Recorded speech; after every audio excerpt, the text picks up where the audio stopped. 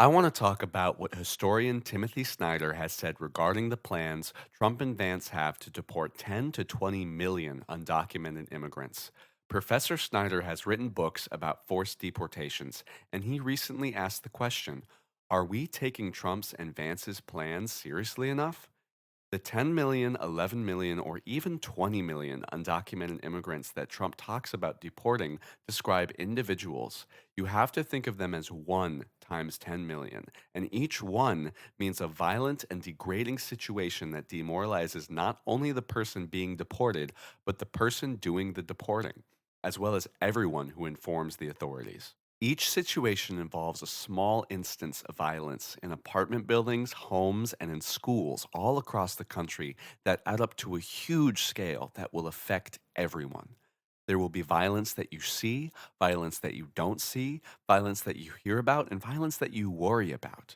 This is going to involve real people, you know.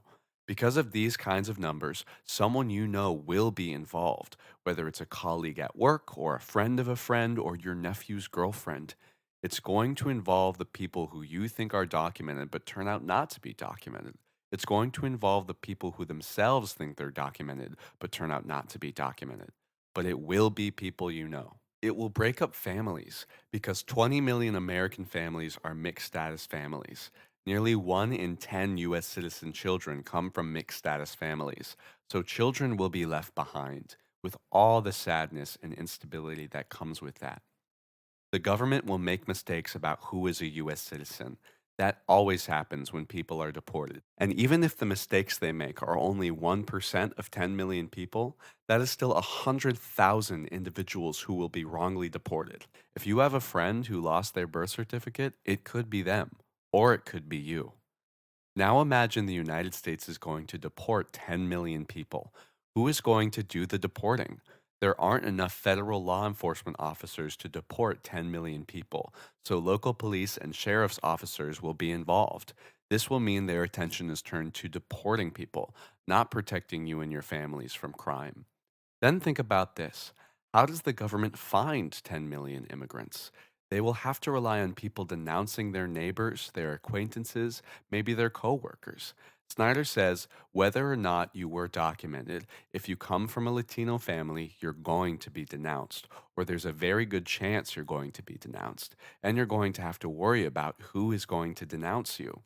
Denouncing people will become a normal thing and it will ruin people. People who have some kind of grudge or want to harm another person could denounce them or threaten to denounce them, and the person being denounced will be in trouble whether or not they're deported. So, fear of denunciation means you may have to change the way you live and maybe stay out of sight. Certainly, you'll have to stay out of trouble. Deportation will divide Hispanic communities because the federal government will expect them to cooperate, to find people who are not documented, to know who they are and where they live. Some will cooperate and others won't, and this will divide communities. Local leaders, mayors, city council members, businessmen and women will be expected to help. Some will, others won't, and it will be a terrible choice they will have to make. Some people will resist, they will run, and people will try to help them. This is an intended part of deportation because it will allow the federal government to crack down on the resistors and create a culture of fear and repression, not just against individual people, but against whole communities. Timothy Snyder says these deportations won't be quick, won't be complete, and they will never be over. Whether you're Hispanic or not, you could be the target of violence. And that is the purpose of something like this: to change the political atmosphere, to create a culture of fear. The political atmosphere will change with the denunciations, and everyone will be affected. Our country will change, and it will become much worse. But it doesn't have to be like this. We can resist being sucked in by Trump's and Vance's lies about immigrants. We can ground ourselves with the rigorous analysis done by nonpartisan groups like the Institute on Taxation and Economic Policy or the Congressional Budget Office to find out the truth about immigrants. And the truth is, immigrants contribute in every way possible to our communities.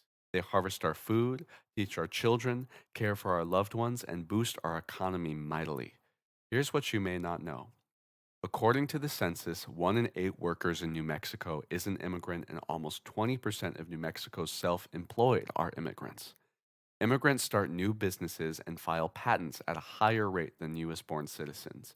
Immigrant entrepreneurs generate hundreds of millions of dollars in business revenue for New Mexico. Undocumented immigrants give more than they take. They help to shore up Social Security without ever receiving benefits. The Internal Revenue Service created a program 25 years ago that allowed people without a Social Security number to file taxes. Good evidence suggests that at least half of undocumented immigrant households currently file income tax returns. Many who don't file still have taxes deducted from their paychecks. And yet, undocumented immigrants can't collect most taxpayer funded government services, including Social Security, Medicare, Medicaid, childcare subsidies, and food stamps or housing assistance. Immigrants who hope to become citizens know that using publicly funded services can jeopardize their ability to get citizenship. Did you know that immigrants and undocumented people pay about 67 million in state and local taxes in New Mexico? A couple of $1 million more than what it costs to educate the children of undocumented workers in public schools. And although children can be costly when they're young, those costs are paid out through a lifetime of taxes and provide high dividends in succeeding generations. Watch a few episodes of PBS's Finding Your Roots. America's history is filled with stories of immigrants arriving penniless, but within a couple of generations, thanks to U.S. education, they pay back in spades the support they received as newcomers by becoming professionals, business owners, and the essential workers our economy needs. Did you know crime rates for undocumented immigrants are lower than those of US born residents? Do a Google search or check the National Center of Justice if you doubt it. Despite punching above their weight in terms of economic contribution, immigrants could contribute even more.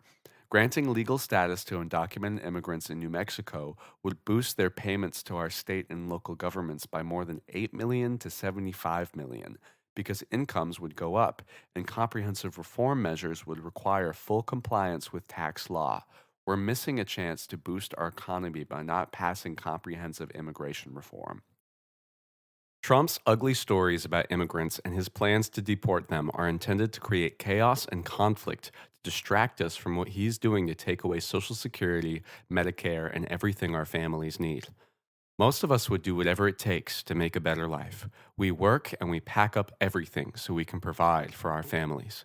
Immigrant Americans move for the promise of freedom and opportunity. It takes courage to seek freedom. It will take courage from us to seek real solutions so our business owners and farmers can get the workers they need.